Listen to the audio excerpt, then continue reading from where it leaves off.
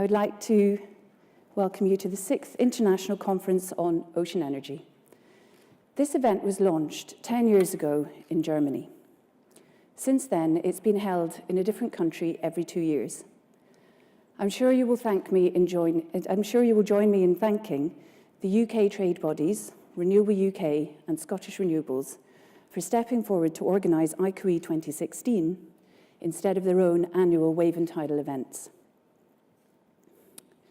A big thank you also goes to Scottish Development International and to the Scottish Government for supporting the event and welcoming you all to the beautiful city of Edinburgh for a week of challenging plenaries, brilliant presentations, debate, and a host of useful side events. Not to mention haggis and a ceilidh at the event dinner on Wednesday night. So ICOE was set up by a small group of experts. Their goal was to create an international networking platform to help the industry to develop more quickly. Since then, the industry has made steady and significant progress towards commercialisation. It has met with, and it has overcome, some significant challenges on the way. This progress that the industry has made has been down to the efforts of everybody in this room and your colleagues and friends back in the office who haven't made it to the conference today. This audience has grown from 100 people to over 1,000 since ICOE started. I think this is a pretty good metric for the momentum that this industry is now starting to deliver. However, this progress could not have happened without strong political leadership.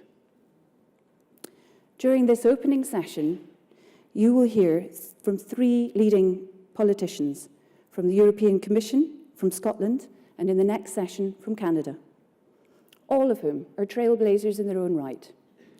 They are demonstrating exactly how much progress can be made when an industry has strong political backing. Our European speaker, Carmenu Vella, took up his post as European Commissioner for Environment, Fisheries and Maritime Affairs in 2014.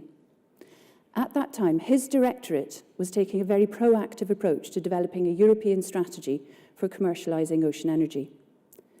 Since inheriting this strategy and this portfolio, Commissioner Vella has maintained his directorate's unstinting support for the sector. He has worked closely with his colleagues in the Directorates for Research and Innovation, for Energy and for the Environment.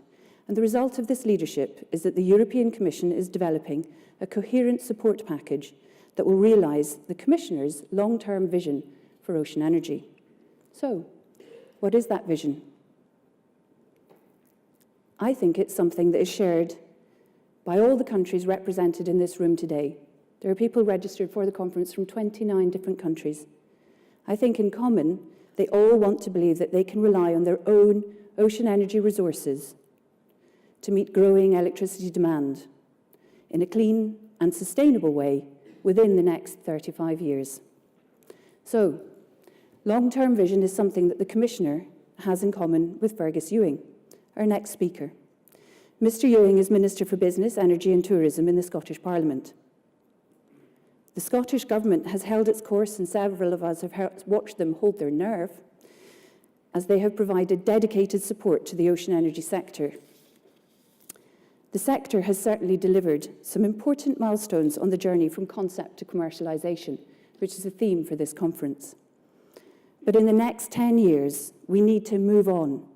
We need to move on from delivering the world's first ever arrays to securing private finance for the first utility-scale farms. The game is on. It will take stamina and continued commitment from politicians such as Mr. Vella, Minister Ewing, and Minister Samson from Nova Scotia, who you'll hear in the next session, for us all to be able to get there. So, on that note, it may come as no surprise that Minister Ewing, when he is not taking a personal role in making sure that Scotland plays its part in commercialising this global new industry, he spends his time climbing mountains and running marathons.